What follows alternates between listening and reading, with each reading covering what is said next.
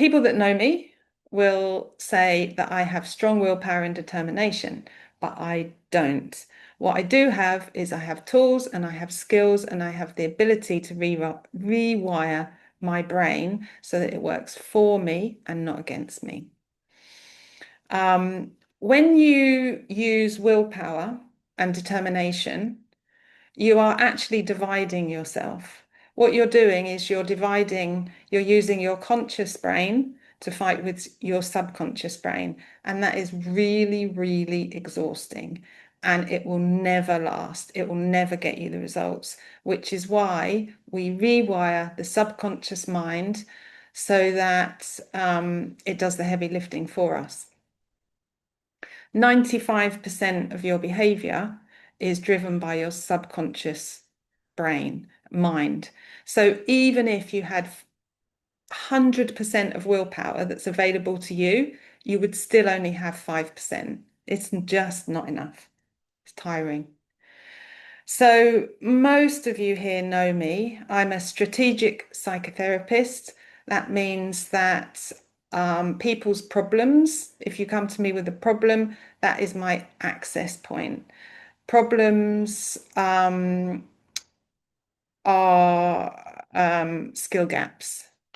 So what I do is I teach people new tools and new skills so that they can navigate this life and they discover that what they were searching for and the help that they needed, they actually had all along. I just help them uncover it.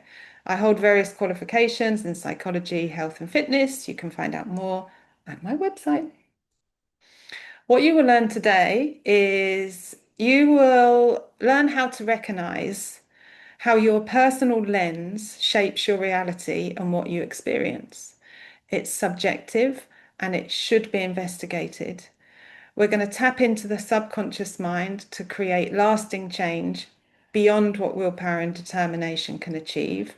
And we're going to apply two of my favorite tools that I use all the time on myself and on the people that I work with. And we're going to create and write our own personalized hypnosis script that will deliver real sustainable results for you. The power of self-hypnosis. So by learning to write your own script, you create a highly personalized tool that speaks to your subconscious in your own language. You're no longer at the mercy of the subconscious, unconscious patterns, and you're deliberately shaping them in a way that serves you.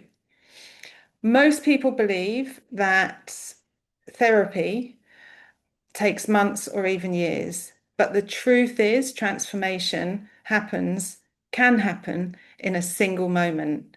With the right shift in perspective, you can create a new neural pathway that changes how you think, feel, and behave. This was demonstrated to me about 4 years ago because I was a skeptic about change happening instantly in the moment. What happened was I was practicing handstands in the middle of my living room and I fell and I fractured my elbow. Instantly, a new neural pathway was created.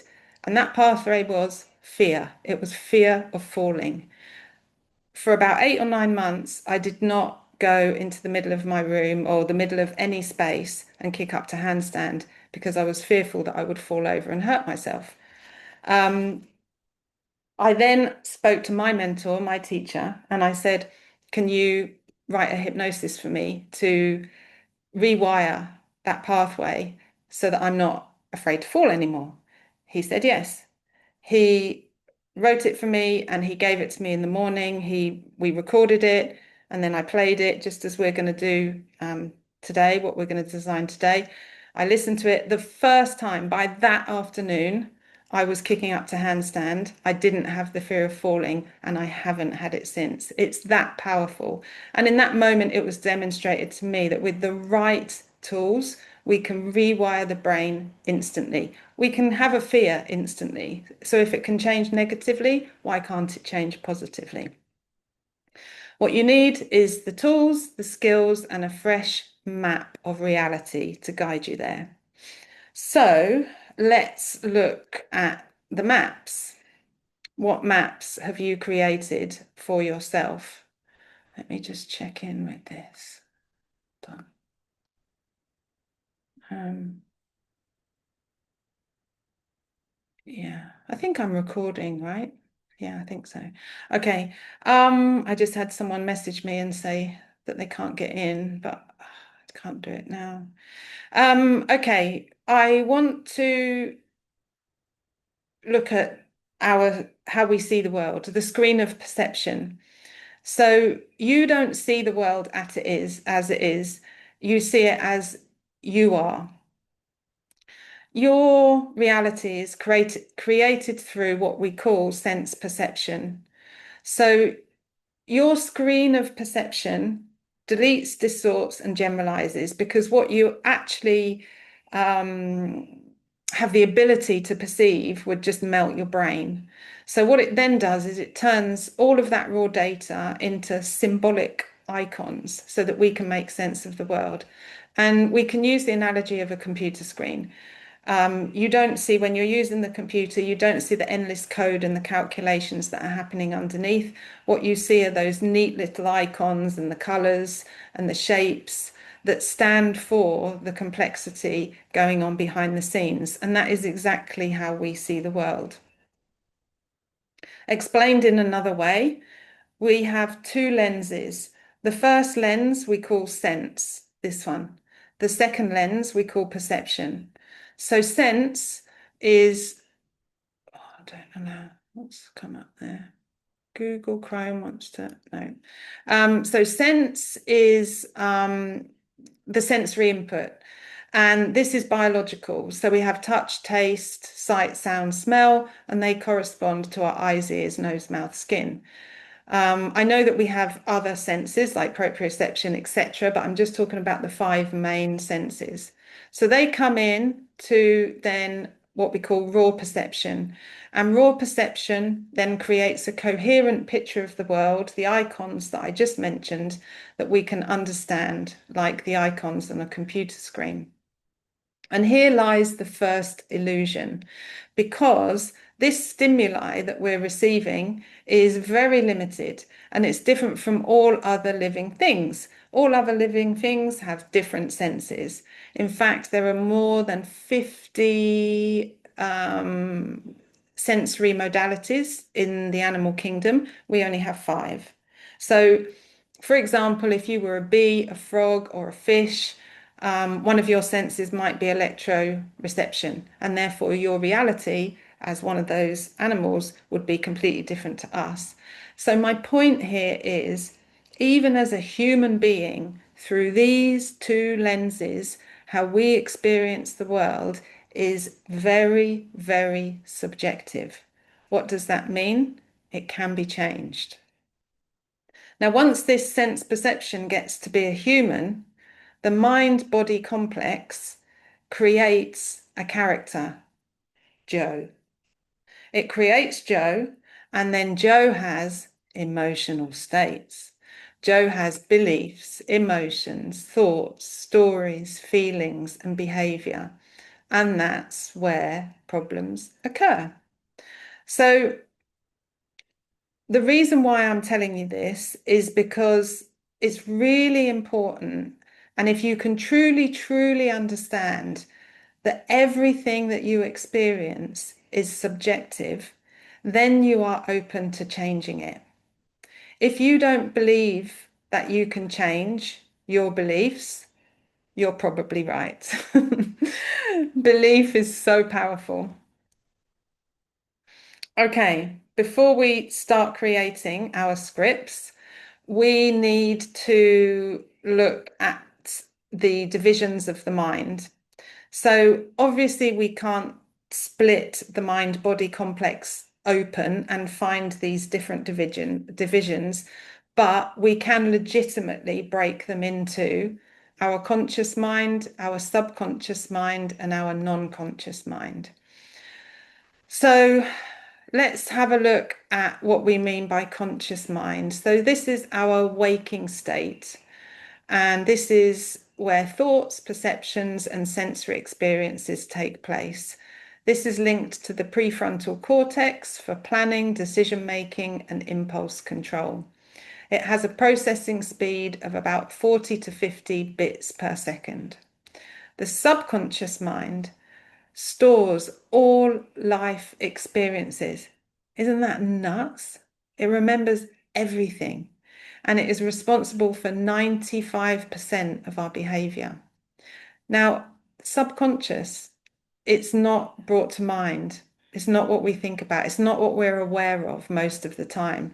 It operates just below the level of awareness, but we can potentially bring this into awareness.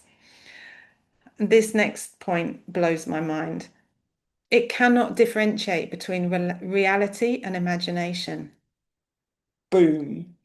It doesn't know the difference between the catastrophes we create, the fantasies that we create, the pasts that we recreate. It doesn't know the difference between what really happened and what's make-believe.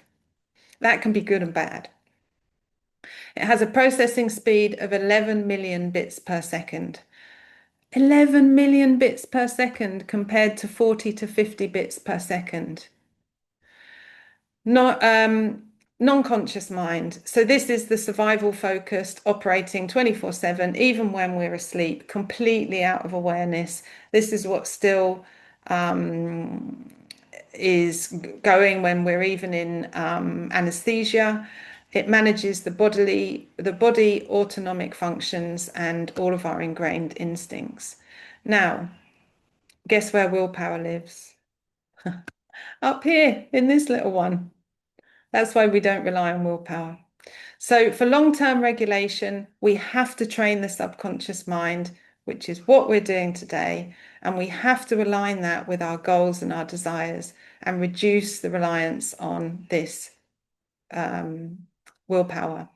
I want to give you a very quick metaphor that highlights the immense influence of the subconscious mind over our thoughts, behaviors, and overall functioning, even though it operates largely outside of our awareness. If the conscious mind is like a tiny flashlight illuminating a small part of the dark, the subconscious mind is the immense power grid that supplies all of the power to the entire city. So you've got torchlight, the power grid for the city. So while the flashlight focuses on the small details, the power grid handles everything else. So I just don't know why we are not taught from a young age to use the subconscious mind. Okay, first tool. Now, some of you will be familiar with the habit mapping worksheet. I am not going to go big time into this because it will take too much time, and I have a complete other video that explains exactly how to use this. So I will give you the link on how to use it. What I want to show you for now, or remind you about, is these are the columns that you need to fill out. So this is great if you want to stop an unhealthy habit and install a good habit. So what you would do is your unhealthy habit, you would write it here. So this is my example, and this is something that I did a few years ago. I now no longer drink every day, but I used to. So this was the habit. Stop the daily habit of drinking wine at 6 o'clock.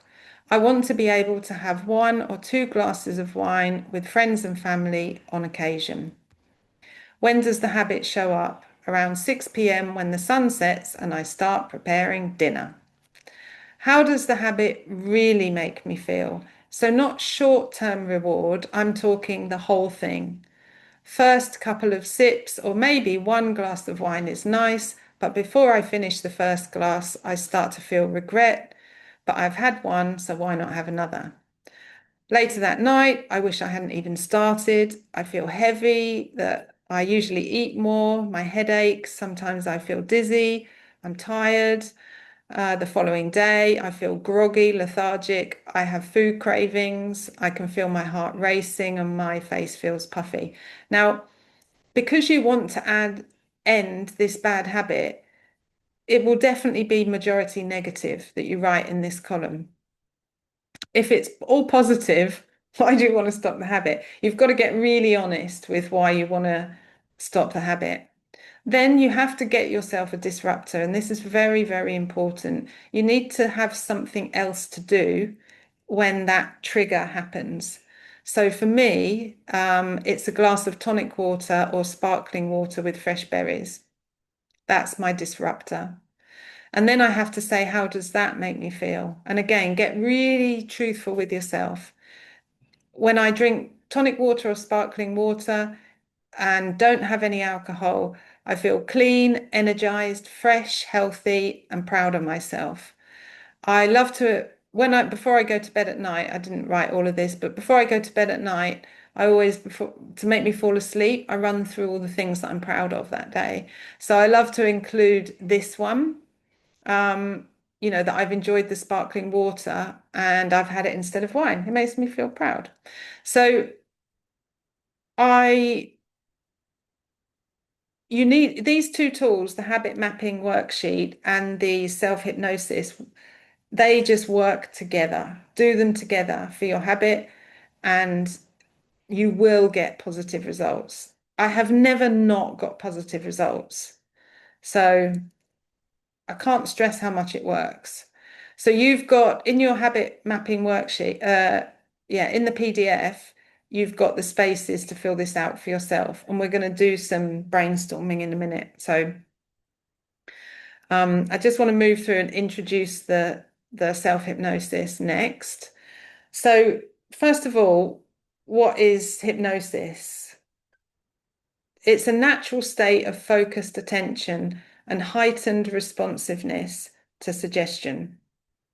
It's a conscious, in terms of which state of consciousness, it's alpha or theta. Alpha is slightly lighter and theta is slightly deeper state of conscious awareness. We all drift into these states, these trance states, many, many times a day already. When you just space out.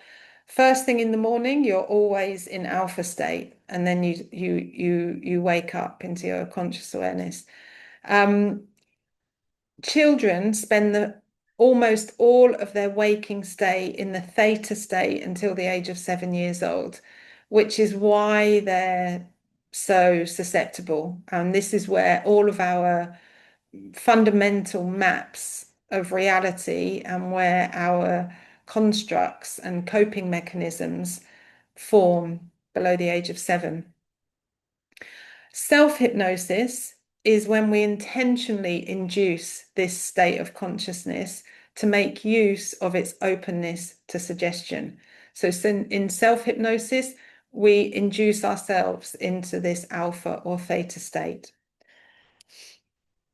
Now, I'm trained, and what I'm going to teach you today is I'm trained in Ericksonian hypnosis, which is very permissive, it's very suggestive, and it draws on the resources of the person, of you, of me. So it's a very kind, gentle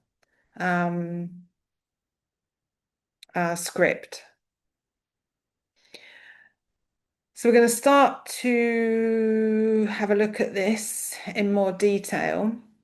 I've broken the self-hypnosis script delivery into 3 sections. The first is resourcing, the second is recording, and the third is replay. So today we're going to do the resourcing together. Once you've written your script, you can then record it. Record it on your iPhone. You won't do that today, but you'll do that once you've clarified your script. You record your script on your iPhone, so you have it as an audio file. And then you want to replay it at least 5 times a week, at the very, very least 5 times a week. So it's not going to be long, maybe 10 minutes, but you replay it at least 5 times a week, and that will rewire your subconscious. I have even played mine when I'm walking, like later on down the track. So for the first 2 weeks, replay it when you can lie down or sit down. And then once it's become more kind of ingrained, you can just go for a walk and listen to it.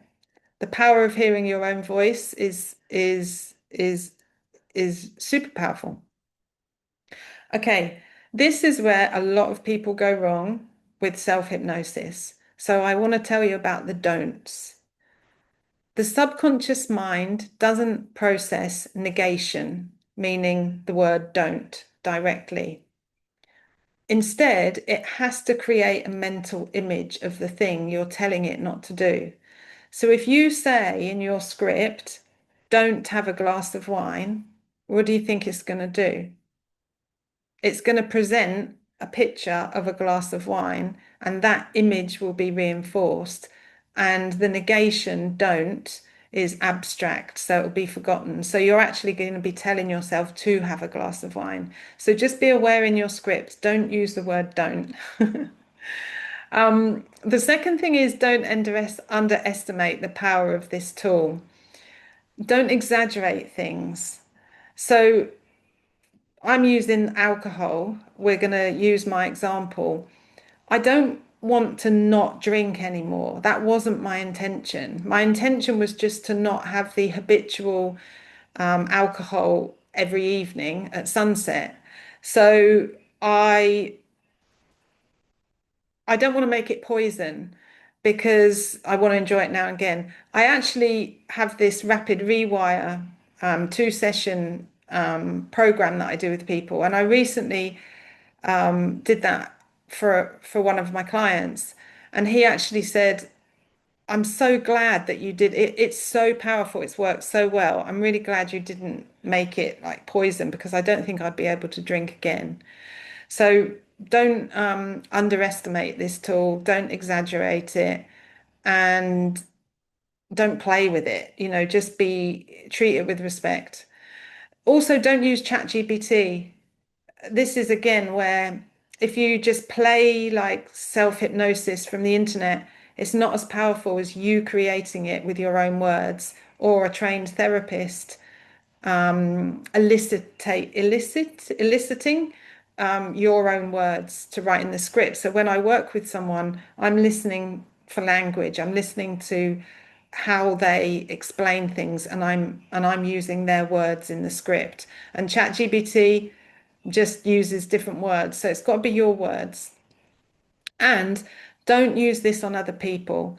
I'm clinically trained and I can teach you this self-hypnosis because we're going to be dealing with light things. We're not going to be dealing with heavy things. So don't use this on other people because you can actually do some damage. Um, okay, now I want to start seeing people because I'm feeling super lonely. Can you put your videos on and we're going to start actually doing some work. Thank you. Thank you. Thank you. Have you all got pen and paper? We've got, who else have we got here that, um, have we got a couple of other people here that haven't got their videos on? Yeah, I think we have. If you can put your video on, please do. Okay, so we are, I'm going to introduce what you're going to do, and then I'm going to turn off the presentation slides and we're going to do it. So for the purpose of this, set your intention, what do you want to change? Keep it kind of light. In other words, you know, childhood trauma, like big T trauma, we're not going to be doing that. This is like habits. It's eating, food, drink, exercise, confidence, anxiety, nervousness, pain, things. What did I do this week? Oh, yeah, I went for needling in my shoulder and at the physio. And I did a script. I only listened to it twice and it just reframed needling for me so that I wasn't like, oh no, this is going to hurt. I was like, oh, bring it on. It's loosening. So, you can use it for anything you want. So think about your intention. What is it that you want to change? Second, induction and deepening, I've already written that for you, so you get that. So you don't have to worry about the black bits. We're only doing the orange bits. Number 4, utilization resourcing. I'm going to show you how to do that. Number 5, suggestion and reframing. I'm going to show you how to do that. And 6, future pacing, rehearsal. I'm going to show you how to do that. So first of all, can you decide? I'm going to give you just a minute. Can you decide clearly what you want this session to support? So what's your intention? What are you changing? So for example, mine is I want to stop drinking my daily habit of drinking wine at home. Or it might be something like, I want to feel calm and confident before meetings. And write down what's your intention.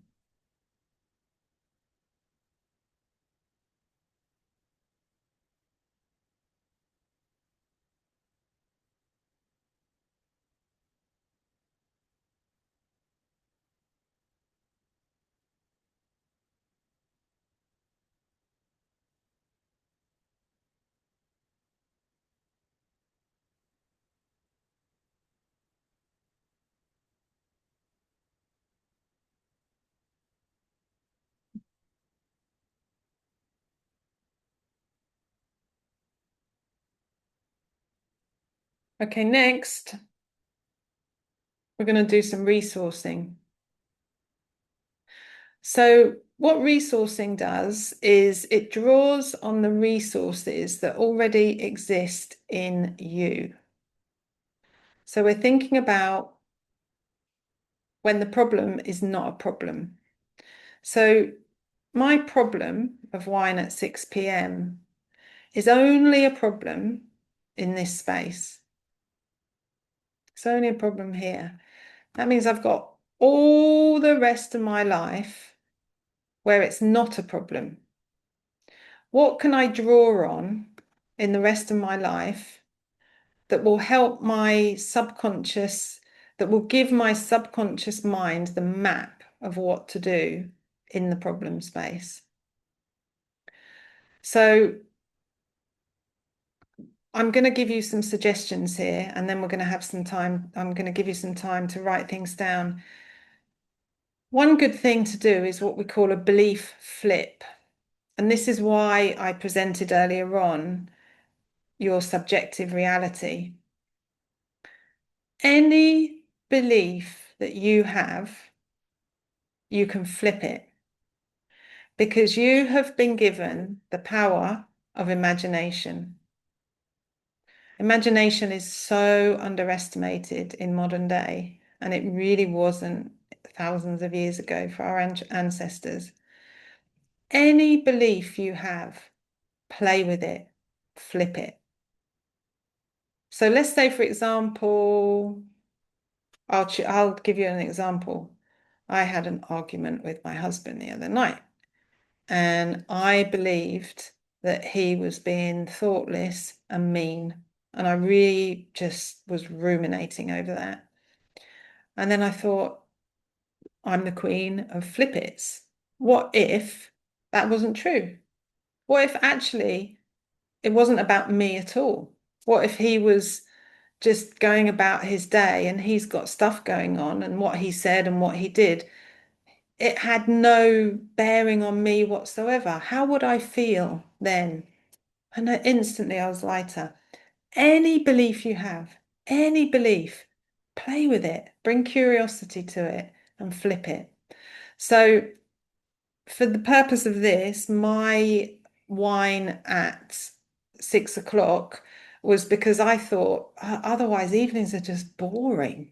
Like, what am I going to do from 6 p.m. till 10 p.m. if I haven't got a drink? It's boring. What if it was not boring? What would life look like then? Who's saying it's boring? The character Joe is saying it's boring. My true self is not bored at all.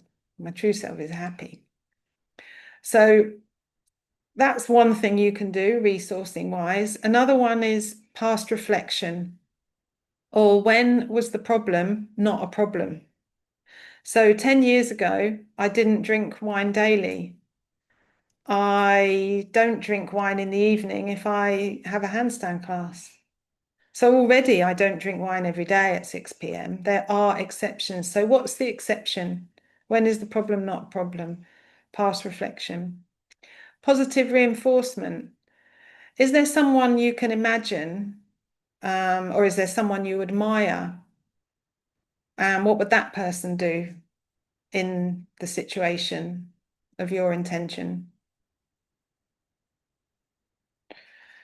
I'll give you another example of that. When I wanted to stop drinking so much coffee because I was having like heart racing, I looked at my sister. My sister loves peppermint tea, and I wanted to love peppermint tea, and I love my sister. So I thought, she loves peppermint tea. When she sips it, I can hear the gulp, and that was so cute for me. So I brought that in. Then you've got your habit mapping worksheet, which you need to fill out at some point if you haven't already. What's your disruptor? Very important. Bring your disruptor in.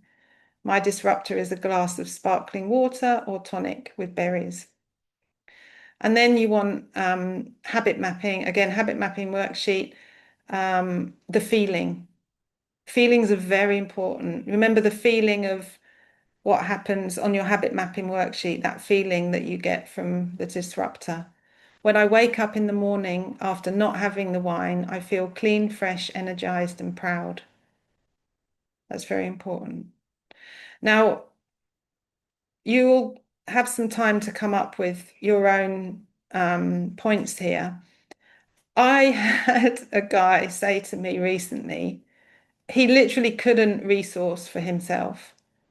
He said, there's nothing I do in my life that I do well.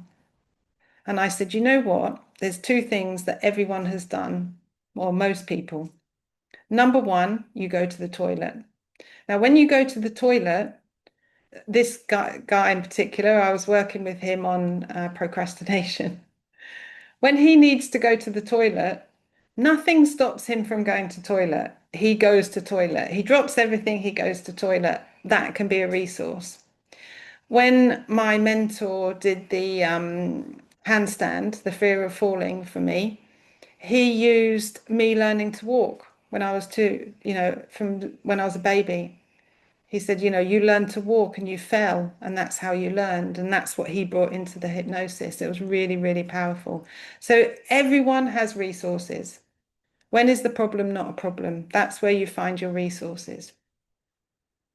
So this is the biggest work really, is resourcing. So what I'm going to give you is I'm going to give you a PDF where you've got the script. I'm giving you my script for the wine and you fill in the details. So it will look something like this. You will already have the induction and you'll already have the deepening. So that is just what you read when you're recording. Just read it. Don't say induction, entering trance, but you just say sit in a comfortable position. Now, what is important when you record your hypnosis is that you slow down the pace quite a lot. I think most of you have listened to my hypnosis, and you'll notice that I really slow my voice down. So you would be saying, you can start off at normal, but it gets slower. So it's sit in a comfortable position and take a long, deep breath. And when you're ready, close your eyes and let everything go. That's right. Drifting off into no place in particular.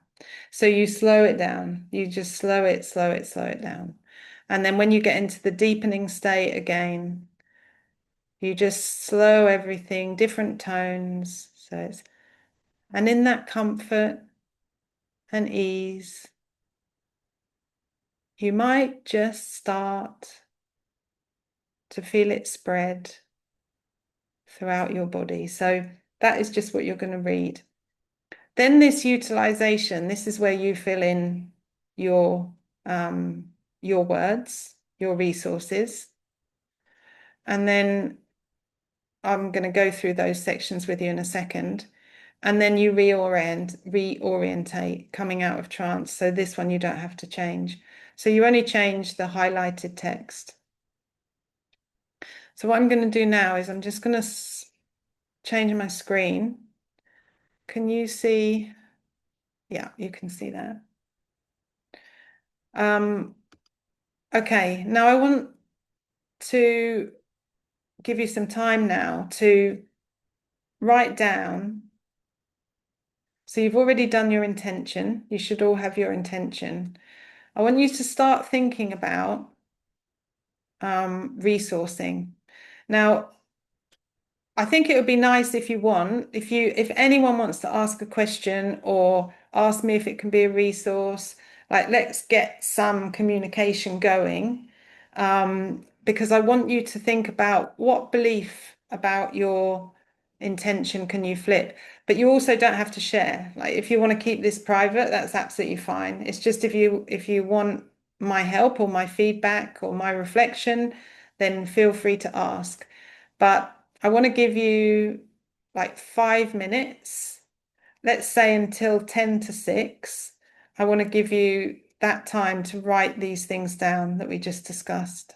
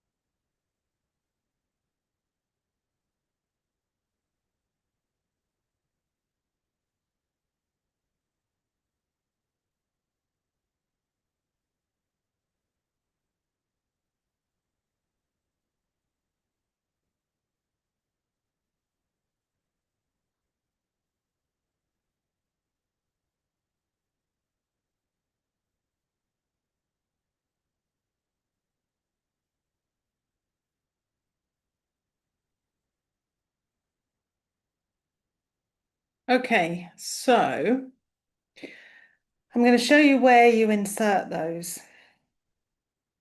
So this is your actual script. And this first section here is utilization and resourcing. So you can keep the text that is not highlighted because that's the introduction into this section. And then what you'll see here is this is my past reflection. So do you remember those days? So that's where I've gone back. The quiet joy of the evening approaching. You knew it was a time to slow down, relax, and find peace. While later in life you may have found these times boring, you now know that boredom is how the character Joe sees peace. Your true nature knows peace and quiet joy and is happy there. This one is the belief flip. Do you remember the feeling of reconnecting with your true nature when you lie down, hands on belly, breathing in the clean air, how you feel that your skin glows and your body shines? Positive reinforcement. You tell people that the day begins with the night before, you know, the importance, etc., etc. So here, in your words, you complete your resourcing. The only wrong way to do this is if you put the word don't. Just don't use don't. You can't do it a wrong way. Tell yourself what you need to hear based on this. Um, once you've done that, and we're going to start the suggestion or the reframing. This is the intervention. So I've given you the information here as well, but basically I've given some examples. So how do we turn a resource into a suggestion? If it's a belief flip, you can say, notice how what once felt like, and then you insert your old belief, now feels like, insert your new empowering belief. Your true nature, or however you want to call your true self, knows, insert the truth, feelings, and feels at home there. And you can then take that whole section and you can even put it, you can use it here, and you can use it here. It doesn't even matter if you double up, but this is like a reframing. It's suggestive rather than this part is the acknowledging the resources. This part is then you're turning them into the suggestion. And what I also do, I'm going to show you here, past reflection. Do you remember a time when you felt, insert positive state, even though back then you may have thought of this as, insert old frame, boring, unimportant, but now you recognize it as, insert reframe, peace, strength, joy. So you can do that. Positive reinforcement, and then you've got your habit mapping as well. So when I start the suggestion, the reframe, the difference between a suggestion and a reframe and just the resources is you choose a metaphor. Start with a metaphor. So pick whatever you want. A fork in the road or an open door works really well because when you're recording, when you're listening to this in your own voice, it's your subconscious that has to do the imagining. So it will imagine this. You are walking along a trail, a pathway in the woods, and there is a fork ahead. You can choose the right path, which is basking in sunlight and signposted, clean, energized, fresh, healthy. They're the words that I got from resourcing, that I got from my habit mapping worksheet. And it says it here, somewhere up here. It says it up here. Habit mapping worksheet. Use the positive feeling. Or you can take the left path, which is overshadowed and signposted, groggy with regret. As time goes on, you choose the right path. You pour a glass of tonic water with a frozen strawberry as garnish. So what you're doing in the suggesting and the reframing is you're walking it through. You're imagining it. You're fantasizing it. You're telling the story of what you're going to do instead. And you're using the metaphor of choice so that your subconscious knows it has a choice. It says here, insert the resource disruptor and feeling from the habit mapping worksheet.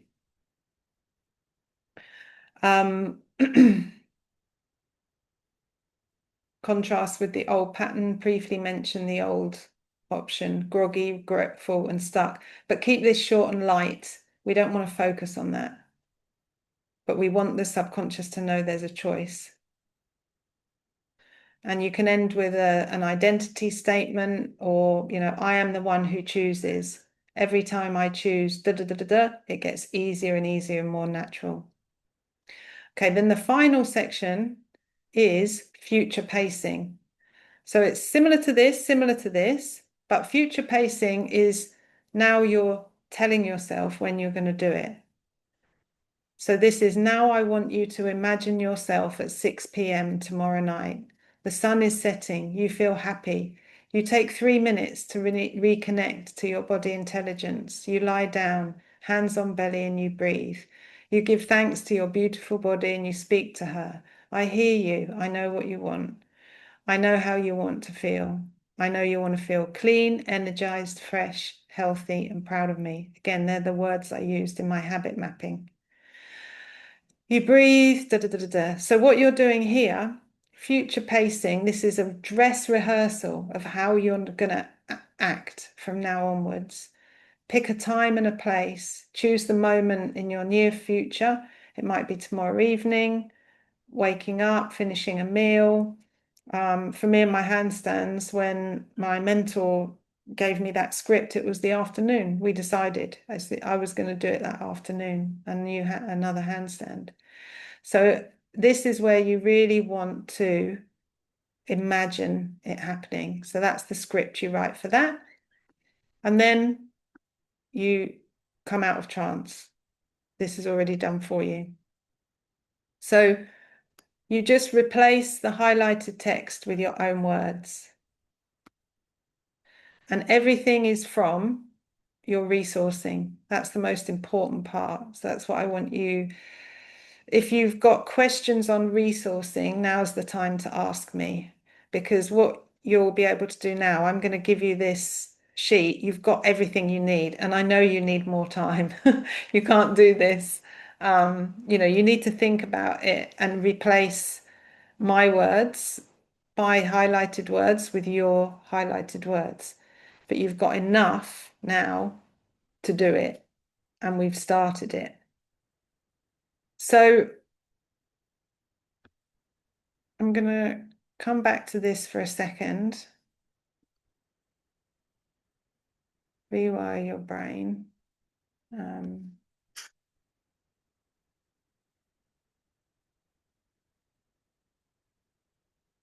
So what we've done is we've resourced. That's what we've done today. We've decided upon your intention. We've resourced it. We've written it down. And now what you need to do is, with my PDF that I'm going to give you, write your script. And know that you can do this. You can use that. You now have the tools to do it for any change you want to make. Anything. You record it. Once you're happy with your script, check for don'ts and record it. And you'll notice that here, when I started off in first person. I can choose to become aware of the slowing rhythm of my heartbeat. I started it off first person. And then I went to second person as if someone is talking to me. That's fine. That's good. That's because your subconscious is hearing your familiar voice. It's fine to go first person, second person. That's how I always do self-hypnosis. So then you record it and don't make it more than 10 minutes. And then replay it at least 5 times a week. Yeah, 5 times a week for a couple of weeks, lying down, and then you can start playing it out on your walks. If you want my help with this on a one-to-one, I think some of you know I've got my Rapid Rewire, which is two 60-minute sessions. The first session is strategic psychotherapy, where I resource you. So I will spend an hour psychoanalyzing you, and I work out what the problem is and when it's not a problem. And then in the second session, and then between the two sessions, I tailor make hypnosis for you, which is usually about 20 or 25 minutes long. And then in the second session is when I perform the hypnosis on you. For the month of October, I'm giving it half price. I know that my fees are not cheap. For the month of October, I'm giving it at half price, and I will send you the link to book if you want. If you want to find out more about me, you can go to my website. What I'm interested in now is I'm going to stop sharing.